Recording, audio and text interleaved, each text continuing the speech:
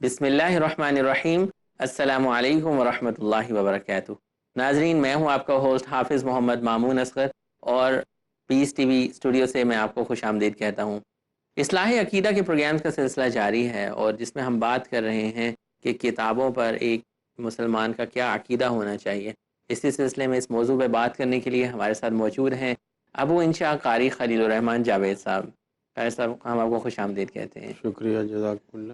جزاک اللہ۔ ناظرین، ہم پچھلے پروگرام میں بات کر رہے تھے کہ قرآن کے معجزہ ہونے کے حوالے سے گفتگو کا سلسلہ بیچ میں منقطع ہو گیا تھا۔ ہم چاہتے ہیں کہ اس میں ہم مزید وضاحت چاہیں اور یہ جانیں کہ قرآن کو اللہ سبحانہ و تعالیٰ نے معجزہ کہا ہے، جس طرح پچھلے انبیاء کو بھی معجزے دیے گئے تھے، تو اس میں کیا کیا چیزیں ہیں، کون کون سی اس میں چیزیں ہیں جو اس کو واقعی معجزہ قرار دیتی ہیں، ایک عاجز کر دینے والی کتاب قرار دیتی ہیں۔ تو شیخ صاحب، آپ اس کی وضاحت کریں ہمارے ناظرین کے لیے۔ اللہ رب العالمین نے قرآن مجید کو وہ شرف بخشا ہے کہ مسلمانوں کا ایک چھوٹا سا بچہ بھی، وہ تقریباً 4-5 سال کی ایج سے لے کر یہ قرآن مجید کو ایسا حفظ کر لیتا ہے، یعنی من و عن، حرف بحرف، زبر زیر کا فرق بھی نہیں ہوتا، اور اتنی ضخیم یہ کتاب ہے کہ دنیا کی کوئی کتاب اس طرح کوئی بھی حفظ نہیں کر پاتا کہ وہ کسی طرح کا اس میں فرق نہ ہو۔ سعودیہ میں بچے پڑھتے ہیں، مصر میں پڑھتے ہیں، پاکستان میں ہیں، انڈیا میں ہیں، دنیا کے کسی کونے میں چلے جائیں، جہاں جہاں قرآن مجید کا نسخہ ملے گا ایک جیسا ملے گا، جہاں جہاں حافظ ملیں گے وہ ایک جیسے نسخے کے حافظ ہوں گے، چونکہ اللہ نے اس کی حفاظت کا ذمہ لیا ہے کہ اِنَّ عَلَيْنَا جَمْعَهُ وَقُرْآنَ، قرآن مجید کا جمع کرنا بھی اللہ رب العالمین کے ذمہ ہے، اسے نبی کریم صلی اللہ علیہ وسلم کی زبان پر پڑھانا، جاری کرنا بھی اللہ کے ذمہ ہے۔ ثم اِنَّ عَلَيْنَا بَيَانَهُ، اور پھر اس کا بیان بھی اللہ رب العالمین نے اپنے ذمہ لیا، تو اللہ رب العالمین نے اس کی حفاظت کا ذمہ بھی لیا۔ اِنَّا نَحْنُ نَزَّلْنَا الذِّكْرَ وَإِنَّا لَهُ لَحَافِظُونَ، ہم نے قرآن مجید اتارا ہے اور ہم ہی اس کے محافظ ہیں۔ تو اللہ رب العالمین نے حفاظت ایسی فرمائی ہے کہ آپ دیکھیں کہ دنیا میں جتنی بھی دوسری آسمانی کتابیں ہیں وہ آج اپنی اصلی شکل کو کھو چکی ہیں، اور اللہ رب العالمین کا قرآن جس طرح 14 صدی پہلے اترا تھا اسی شکل میں آج مسلمانوں کے ہاں محفوظ ہے، اور مسلمان اس سے مستفید ہو رہے ہیں۔ اللہ رب العالمین نے اسلام کی ایسی حفاظت فرمائی کہ نہ صرف قرآن مجید بلکہ صاحب قرآن کی پوری 23 سالہ دور نبوت کی زندگی کی بھی حفاظت فرمائی۔ آپ کے اقوال، آپ کے افعال اور آپ کی وہ تقاریر جو صحابہ کرام نے آپ کے سامنے کچھ کیا اور آپ نے دیکھ کر انہیں پسند فرمایا، مسکرائے یا خوشی کا اظہار کیا یا خاموش رہے، وہ لمحات بھی محفوظ ہیں۔ پھر صرف وہ لمحات ہی نہیں، نبی کریم صلی اللہ علیہ وسلم کے اقوال و فرامین ہی نہیں، جو لوگ ان اقوال کو جمع کرنے والے تھے، جو راویان حدیث ہیں، ان لوگوں کی زندگیاں بھی محفوظ ہیں اسماء الرجال کے نام سے۔ سبحان اللہ۔ یہ اسلام کا اللہ رب العالمین نے حفاظت کا ایسا سلسلہ چلایا۔ آج اسماء الرجال میں جتنے بھی حدیث کے راوی ہیں، ان راویوں کی پوری ہسٹری، کہاں پیدا ہوا، کس سن میں پیدا ہوا، کب مرا، کون اس کے استاد تھے، کون اس کے شاگرد تھے، اگر اس کی کوئی کتابیں تھیں کیا، پھر اس کی یادداشت تک کے یہ واقعات لکھے ہوئے ہیں کہ اس عمر تک اس کا حافظہ قوی تھا، اس عمر کے بعد اس کا حافظہ کمزور پڑ گیا، سبحان اللہ۔ اور یا اس عمر تک فلاں علاقے میں رہتا تھا، وہاں تو یہ ٹھیک تھا، اس عمر کے بعد فلاں علاقے میں چلا گیا ہجرت کر کے، وہاں اس کے حافظہ کمزور پڑ گیا۔ ہر چیز پوری کی پوری راویان حدیث کی زندگیاں محفوظ ہے۔ تو یہ نہ صرف قرآن مجید ہی اعجاز ہے بلکہ پورا اسلام میں سمجھتا ہوں نبی کریم صلی اللہ علیہ وسلم کا ایک معجزہ ہے، اور یہ جیتا جاگتا معجزہ، جیتا جاگتا معجزہ ہے۔ شیخ صاحب، ہم بات کریں گے اس کانسیپٹ پہ کہ لوگوں کا یہ عقیدہ بن گیا ہے کہ قرآن جو ہے وہ آپ خود سے نہیں سمجھ سکتے ہیں، آپ کو کسی شیخ کے پاس جانا پڑے گا، یا کچھ لوگ اسپیشلی کہتے ہیں کہ تمہیں جو شیوخ ہیں وہی سمجھا پائیں گے، ورنہ تم اگر قرآن کو خود سمجھنے کی کوشش کرو گے تو تم گمراہ ہو جاؤ گے۔ تو اس حوالے سے آپ ناظرین کی بھی رہنمائی کریں گے۔ ٹرانسلیشن، تفاسیر تو موجود ہیں آج کل، لیکن کیا کوئی شخص خود بھی رہنمائی لے سکتا ہے یا لازمی طور پر کسی عالم کی ہیلپ لینی ہے؟ ہیلپ تو خیر لینی چاہیے، لیکن جو آیات مبہم نہیں ہیں، متشابہات والی نہیں ہیں، محکم آیات ہیں اور واضح حکم ہے اور اس میں کسی قسم کا اشکال نہیں ہے، اس کو تو وہ ترجمہ کر کے یا ترجمہ پڑھ کے خود سمجھ سکتا ہے۔ لیکن جو احکامات پر مبنی آیات ہیں ان کو وہ قرآن مجید خالی صرف ترجمہ کا سہارا لے کر یا لغت کا سہارا لے کر وہ نہیں سمجھ سکتا۔ جو آیات احکامات پر مبنی ہیں ظاہر بات ہے کوئی استاد اس کی رہنمائی کرے گا، چونکہ قرآن مجید اجمالاً کسی بات کو بیان کرتا ہے۔ اجمال سے مراد یہ ہے کہ اختصار کے ساتھ قرآن مجید بیان کرتا ہے، اور نبی کریم صلی اللہ علیہ وسلم پھر اس کی وضاحت فرماتے ہیں۔ تو اگر نبی کی وضاحت ساتھ نہیں ملے گی تو قرآن کا مفہوم بدل بھی سکتا ہے۔ خود ایک صحابی رسول جس کی مادری زبان عربی ہے اور خود بھی وہ عربی جانتا ہے اور اس کی مادری زبان بھی عربی ہے، اور وہ رسول اکرم صلی اللہ علیہ وسلم کے پاس آتا ہے اور رسول اکرم صلی اللہ علیہ وسلم سے آ کر کے کہتا ہے یا رسول اللہ یہ جو آیت اللہ نے نازل فرمائی ہے کہ رات کو جو ہے اس وقت تک کھاتے رہو حتیٰ یتبین لکم الخیط الابیض من الخیط الاسود من الفجر، میں تو بڑا پریشان ہو گیا ہوں، ایک کالا دھاگا رکھا ہوا ہے، ایک سفید دھاگا رکھا ہوا ہے، اور اندھیرے میں اس کو دیکھتا ہے اور دونوں ہی اندھیرے میں کالے نظر آ رہے ہیں، تو پھر کھانا پینا شروع کر دیتا ہے، پھر وہ دیکھتا ہے تو پھر اسی طرح تو آپ نے فرمایا تو نے اس آیت کو سمجھا ہی نہیں ہے۔ اس کا یہ مطلب تھوڑی ہے کہ یہ جو درزی گٹیاں استعمال کرتا ہے یہی دھاگے تم کالے اور سفید رکھ کے اس کو دیکھتے رہو، بلکہ اس سے مراد یہ ہے کالے دھاگے سے مراد رات کی تاریکی اور سفید دھاگے سے مراد وہ جو صبح صادق ہوتے وقت جو آسمان پہ بالکل ایک باریک سی لکیر سفیدی کی سورج کی پہلی کرن جو آسمان کی سیاہی کو چیرتی ہوئی مشرق کی طرف سے اوپر آتی ہے تو وہ سفید دھاری مراد ہے۔ سحری کھانے والا اس وقت تک کھا پی سکتا ہے، وہی وقت فجر کی اذان کا ہوتا ہے اور پھر اس کے بعد اذان ہوتی ہے اور کھانا پینا بند ہو جاتا ہے۔ تو اب وہ عربی ہے، اس کو ترجمے کی بھی ضرورت نہیں ہے۔ جی بعض دفعہ اس کے اندر کچھ مراد ہوتی ہے، لفظ تو آپ سمجھ جائیں گے۔ مثلا آپ کے کسی دوست نے آپ کو خط لکھا ہے، آپ اس خط کو پڑھتے ہیں، اس میں السلام علیکم ورحمۃ اللہ اور میں خیریت سے ہوں، آپ کی خیریت بھی ٹھیک، سب کرنے کے بعد اس نے اتنا ایک لفظ لکھا شارجہ والی بات، آپ نے یہ پڑھتے ہی آپ نے ہنسنا شروع کر دی، کہکا لگایا، ہنسنا شروع کر دی۔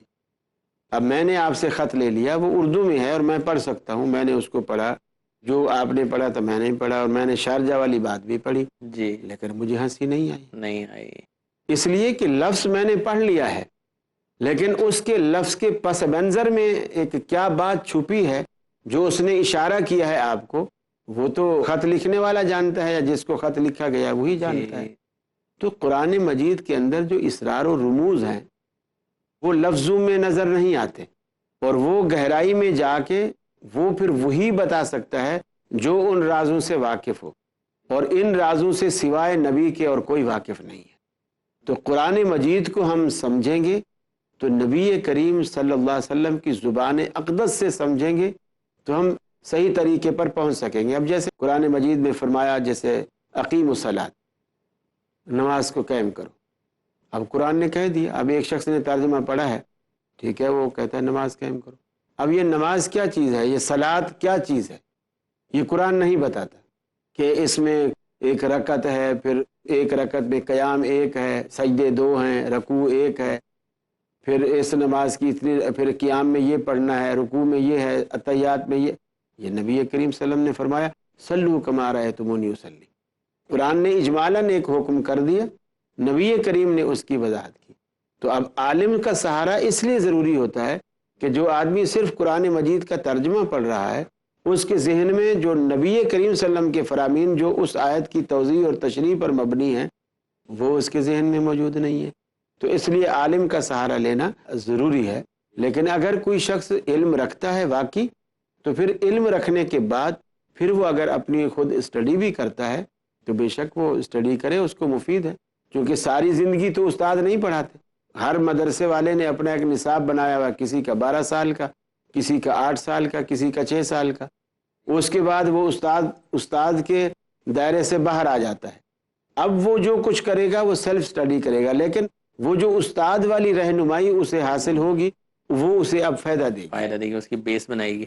تو اسلام اس چیز کو منع نہیں کرتا کہ وہ اسٹڈی نہ کرے، لیکن جو عام سادہ آیات ہیں جس میں کوئی ابہام نہیں، اشکال نہیں، اس کو تو ٹھیک ہے وہ سمجھ سکتا سب ہے، یہ آپ نے لیکن بات کی سادہ آیات ہیں، محکمات ہیں اور متشابہات ہیں، کچھ اسکالرز ان کی ڈویژن کی ہے کہ یہ والی آیات متشابہات ہی ہیں، جی یہ ہاں ایسی بکس موجود ہیں جن میں آسانی کے جن میں ساتھ یہ آسانی کے لیے لکھا گیا ہے، اور ویسے تفاسیر والے بھی لکھ دیتے ہیں، بعض ابہام اشکال ایسے آتے ہیں۔ تو اب جیسے قرآن مجید میں آیا ہے مثال کے طور پر، اللہ رب العالمین نے فرمایا من کان فی ہذہ اعمی وہو فی الآخرۃ اعمی، کہ جو دنیا میں اندھا ہے وہ آخرت میں بھی اندھا ہوگا۔ اب اگر یہی بات اردو میں لکھی ہوئی ہو تو ہر پڑھنے والا یہی سمجھے گا کہ دنیا میں جو شخص اندھا ہے وہی شخص آخرت میں بھی اندھا ہوگا، اور یہی بات عربی میں لکھی ہو، یہی بات انگلش میں لکھی ہو تو یہی مطلب نکلتا ہے۔ لیکن جس پر قرآن اترا ہے انہوں نے کہا اس سے مراد دنیا میں آنکھوں کا اندھا نہیں ہے بلکہ دل کا اندھا ہے، سبحان اللہ۔ کہ جو دین کو نہیں سمجھتا اور دل کی آنکھوں کو بند کر رہا ہے اور اسلام کو، ایمان کو اس میں داخل نہیں ہونے دے رہا ہے اور اس سے اندھا بنا پھر رہا ہے، اللہ رب العالمین اس کو روز آخرت بھی اندھا کر دے۔ اندھا اٹھائے گا۔ اس کا مطلب ہے کچھ متشابہات ایسے ہیں جن کے بارے میں ہمیں لازمی طور پہ اسکالر سے کنسلٹ کرنا پڑتا ہے، ورنہ ہم گمراہی کا بھی شکار ہو اب سکتے آپ دیکھیے جیسے قرآن مجید ہیں۔ میں، شیخ صاحب میں چاہوں گا کہ ہم گفتگو کو ادھر سے ہی آگے جی آغاز جی دیں جی گے، چھوٹی سی بریک کا ٹائم ہوا چاہتا ہے، بریک کے بعد ناظرین بریک کے بعد یہیں سے گفتگو کا آغاز ہوگا۔ اپنا خیال رکھیے گا۔ السلام علیکم ورحمۃ اللہ وبرکاتہ۔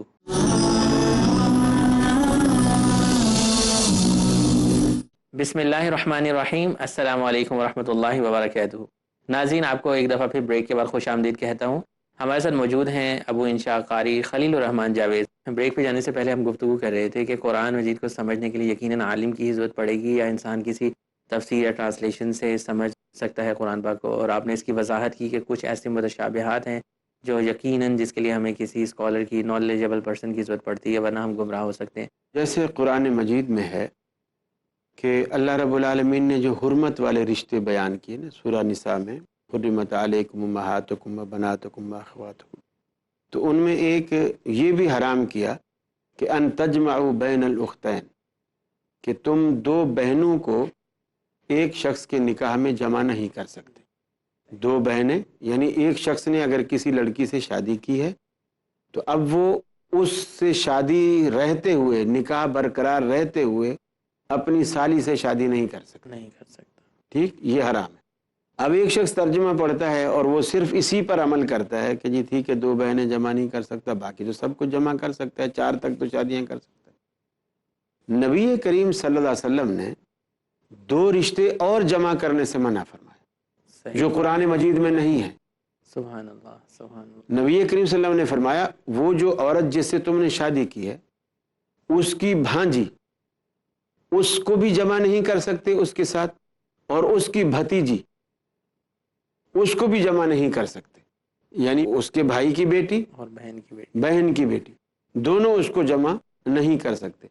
اب یہ بات قرآن مجید میں نہیں ہے اور حدیث میں موجود ہے، تو اس لیے حدیث کے بغیر ہم قرآن کو نہیں سمجھ سکتے۔ اور ایک صرف سیلف سٹڈی والا، ہاں اگر اس کو اتنا نالج ہے، حدیث کا ذخیرہ بھی اس کے ذہن میں ہے اور قرآن مجید کا ذخیرہ بھی اس کے ذہن میں ہے، اور پھر وہ اس کو سٹڈی کر رہا ہے تو وہ حدیث اس کی رہنمائی کرتی جائے گی، ٹھیک ہے۔ پھر بھی اب بھی ہم دیکھتے ہیں خود بڑے بڑے علماء مشکلات میں ایسے پھنس جاتے ہیں اور پھر وہ اپنے سے بہتر کسی عالم کی طرف رجوع کرتے ہیں اور ان سے اس کا حل چاہتے ہیں۔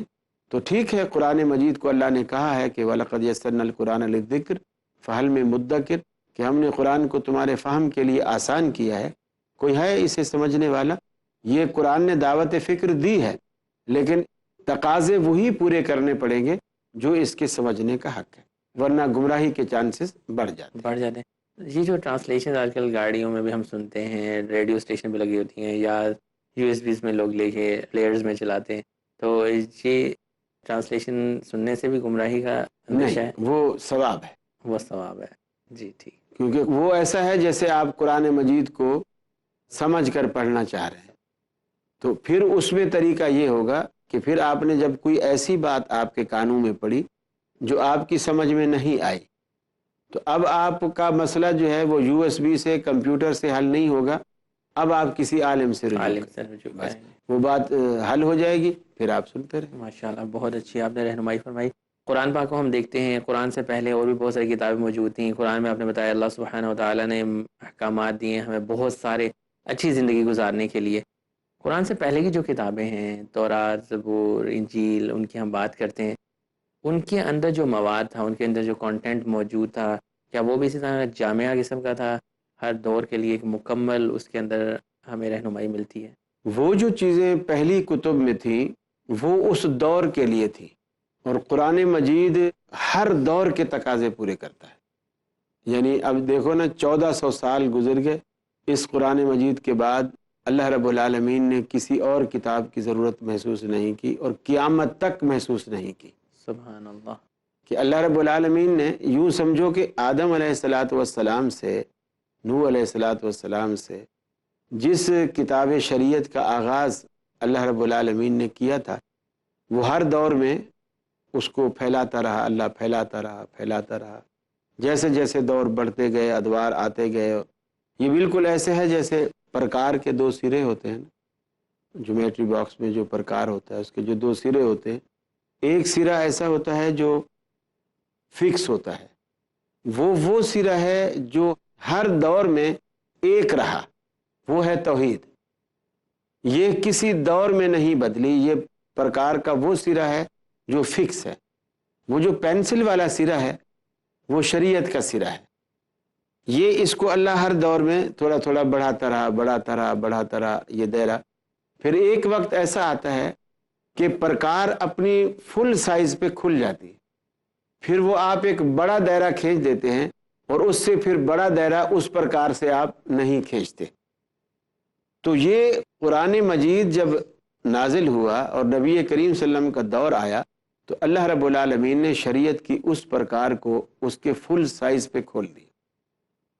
جب اس فل سائز پہ کھول کر ایک بڑا دائرہ کھینچ دیا، پھر اس پرکار کو بھی بند کیا، اس کتاب کو بھی بند کیا، اور اس کے ٹائٹل پر لکھ دیا الیوم اکملت لکم دینکم واتممت علیکم نعمتی ورضیت لکم الاسلام دینا۔ سبحان کہ اللہ، ہم نے سبحان اللہ۔ جو کچھ دنیا کو دینا تھا دین کی شکل میں، وہ ہم اسلام کی شکل میں دے چکے۔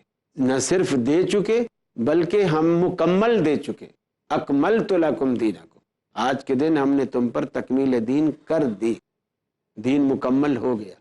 جب دین مکمل ہو گیا تو پھر اب اس میں کسی قسم کی گنجائش اور باقی نہ رہی۔